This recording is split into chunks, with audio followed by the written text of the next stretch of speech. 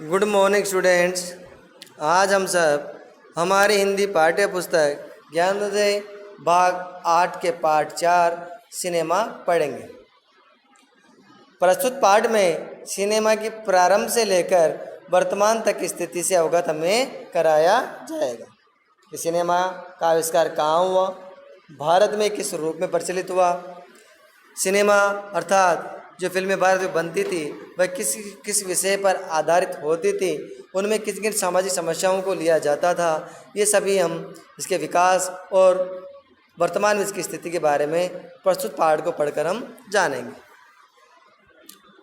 विद्यार्थियों एवं जनता तक विभिन्न आचार व्यवहार को पहुंचाने का सबसे लोकप्रिय और प्रभावशाली माध्यम है सिनेमा।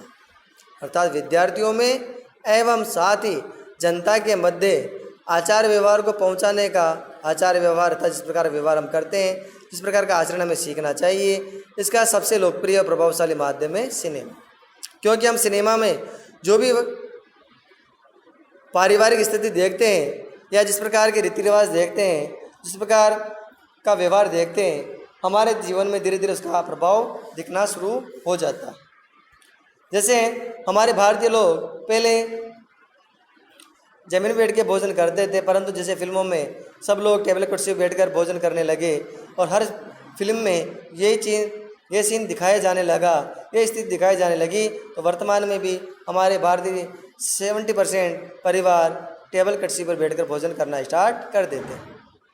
इस प्रकार कहा है कि आचार व्यवहारों को पहुंचाने का सबसे लोकप्रिय साधन है वह है सिनेमा, क्योंकि सिनेमा सभी को अपनी ओर आकर्षित करता है। हर व्यक्ति सिनेमा देखता है, हर व्यक्ति सिनेमा देखना चाहता है अपने मनोरंजन के। हालांकि ये अन्य माध्यमों की तरह सीधे तौर पर सूचना देने का काम नहीं करता है। अर्थात जैसे अन्य माध्यम, जैसे मोबाइल से हमने किसको कहा कि आपको ये काम नहीं करना चाहिए, या हमने एक संदेश लिखा, कोटेशन लिखा दीवारों पर कि आपको पढ़ाई करना है, पढ़ी लिखी नारी पहचानो, घर की आदि संदेश होते हैं, हम जैसे पढ़ते हैं तुरंत हमारे मन में आ जाता है कि ये मैं क्या संदेश दे रहा है।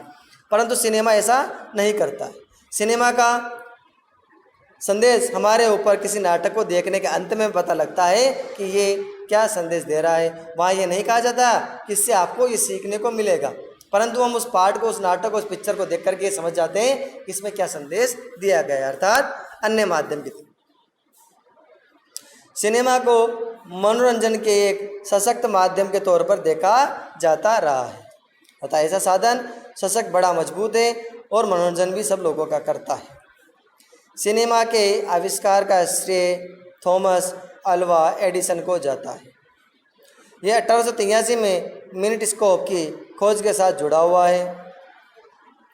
1894 में अर्थात 1894 में फ्रांस में बनी पहली film the arrival of train, अर्थात सबसे पहली फिल्म फ्रांस में बनी थी और उसका नाम था द अराइवल ऑफ ट्रेन, से सिनेमा की तकनीक का तेज़ी से विकास हुआ। अर्थात इस फिल्म के बाद धीरे धीरे इस सिनेमा की टेक्निक में, टेक्नोलॉजी में आविष्कार, विकास होने लगा और जल्दी से जल्दी ही यूरोप और अमेरिका में भी कई अच्छी फिल्में बनने लगी फ्रांस की तर्ज पर। भारत में पहली मूक फिल्म बनाने का श्रेय दादा साहेब फाल्के को जाता है। अर्थात दादा साहेब फाल्के ने सबसे पहले भारत में फिल्मी क्रांति की शुरुआत करी और फिल्म सबसे पहले दादा साहेब फाल्के ने ही बनाया है। इसलिए आज भी इन दादा साहेब फाल्के के सम्मान में हमारे फिल्म इंडस्ट्रीज में जो सबसे श्रेष्ठ फिल्म होती है, एक्टर होते हैं, उन्हें डायरेक्टर को यह पुरस्कार दिया जाता है। और दादा साहेब फाल्के ने जो फिल्म बनाई थी वह 1913 में, उसका नाम था राजा हरिश्चंद्र। अर्थात इसके बाद के 2 दशकों में कई और मूक फिल्में बनी, अर्थात और मूक फिल्में भी बनी। मूक से तात्पर्य होता है जिन फिल्मों में आवाज़ नहीं होती थी, केवल हम फिल्म देखते रहते स्क्रीन पर, वे लोग अपने हाव भाव हाल चाल करते रहते थे, उससे हमें पता लग जाता था कि वे क्या कर रहे हैं, परंतु वे बोलते नहीं थे, उनकी आवाज़ हमारे पास नहीं आती थी। इनके कथानक अर्थात ये जो मूक फिल्में बनी थी, इनकी कहानियाँ धर्म, इतिहास, लोक गाथाओं के इर्द गिर्द तथा आसपास लिखी जाती थी। अर्थात ये कहानियाँ धार्मिक, ऐतिहासिक और लौकिक गाथाओं पर आधारित होती थी। 1931 में पहली बोलती फिल्म बनी थी आलम आरा, अर्थात मूक फिल्मों बनी 1913 में, और 1931 में सबसे पहले फिल्म बनी थी हमारी आलम आरा, अर्थात जिसमें हमारे अभिनय के साथ साथ हम लोग उन पात्रों की आवाज़ भी सुन सकते थे जिन्होंने इस फिल्म में अभिनय किया। इसके बाद तो जैसे फिल्मों का दौर शुरू हो गया, अर्थात 1931 के बाद तो जैसे फिल्मों का दौर ही चालू हो गया। हर व्यक्ति अर्थात अनेक ऐसे निर्देशक हुए जिन्होंने अलग अलग सब्जेक्ट पर, अलग अलग विषयों पर अनेक फिल्में बनाई। आज़ादी के बाद जहां एक तरफ भारतीय सिनेमा ने देश के सामाजिक यथार्थ को गहराई से पकड़कर आवाज़ देने की कोशिश की, वहीं लोकप्रिय सिनेमा ने व्यावसायिकता का रास्ता अपनाया। अर्थात जो फिल्में थी एक प्रकार का बिजनेस बन गई थी, लोग इन फिल्मों से अच्छा पैसा कमा सकते थे, इनको बनाने वाले अच्छा पैसा कमाते थे, और उस वक्त जो थिएटर बड़े कम होते थे उन थिएटर्स में इन फिल्मों को दिखाया जाता, वह भी बड़ा पैसा कमाने लगे। इस प्रकार ये लोकप्रिय फिल्में धीरे धीरे बिजनेस या व्यावसायिकता के रास्ते पर जाने लगी। एक तरफ पृथ्वीराज कपूर, महबूब खान, सोहराब मोदी, गुरुदत्त जैसे फिल्मकार थे, तो दूसरी तरफ सत्यजीत रॉय जैसे फिल्मकार भी थे जिन्होंने अपने अपने कहानी और अपने अपने विचारों से अनेक फिल्मों का निर्माण किया।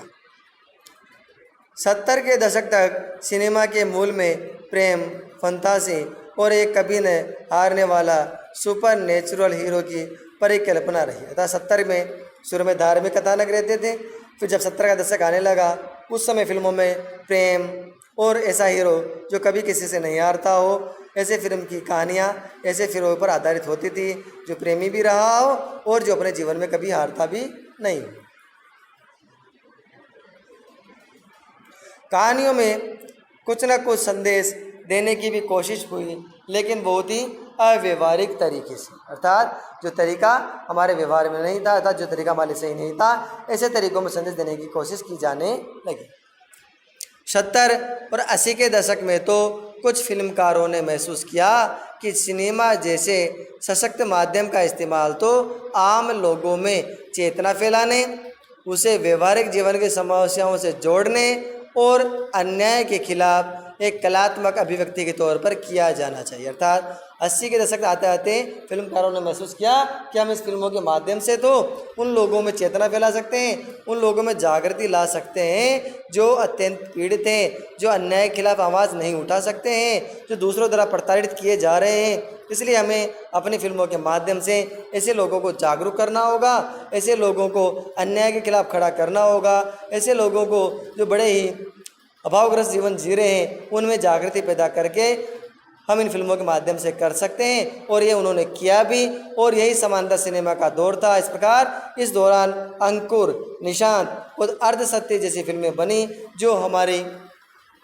समाज में सामाजिक चेतना का कार्य किया, जिन्होंने हमारे समाज में सामाजिक जागृति लेकर आई। हालांकि सत्यजीत राय ने 50 के दशक में ही पथेर, पांचाली बनाकर इसकी शुरुआत कर दी थी। अर्थात जो विचार इन्होंने किया वह विचार 50 के दशक में ही सत्यजीत राय ने प्रारंभ कर दिया था, अर्थात लोगों को जागृत करने का कार्य तो इन्होंने बहुत पहले ही शुरू कर दिया था, और इन्होंने एक फिल्म बनाई पथेर पांचाली। लेकिन समानांतर सिनेमा ने एक आंदोलन की शक्ल ली 60 के दशक के आखिरी वर्षों और 70 के दशक में। अर्थात जो अगर हम सिनेमा के विकास का साल माने, विकास के साल माने वो है 60 के दशक के आखिरी वर्ष और 70 के दशक में इस सिनेमा जगत ने एक आंदोलन का रूप लिया, और ये आंदोलन 80 के दशक तक भी जारी रहा। इस धारा में सत्यजीत राय के अलावा अनेक ऐसे निर्देशक हुए जिन्होंने इन सामाजिक जागृति से जुड़ी हुई फिल्में बनाई और लोगों को जागृत करने का प्रयास अपने फिल्मों के माध्यम से जिस प्रकार सत्यजीत राय ने किया वैसा ही वह भी करने लगे। इनमें प्रमुख थे सत्यजीत राय तो थे ही, इनके अलावा श्याम बेनेगल, मृणाल सेन, ऋत्विक घटक, अधूर गोपाल कृष्णन, M.U. सत्यू, गोविंद हिलानी जैसे फिल्मकार भी हुए। अर्थात सत्यजीत राय ने तो जो शुरुआत की थी उस शुरुआत को इन निम्नलिखित निर्देशकों ने आगे बढ़ाया और 80 के दशक आते आते सिनेमा जगत ने एक आंदोलन का रूप ले लिया, अर्थात ऐसा आंदोलन जो डरे सहमे लोगों की आवाज़ बनकर पर्दे पर दिखाई जाने लगा, डरे सहमे लोगों को जागृत करने लगा और उन्हें अपने अधिकार के प्रति उन्होंने सचेत किया। धन्यवाद। आगे हम बाद में हमारी कक्षा में पढ़ेंगे।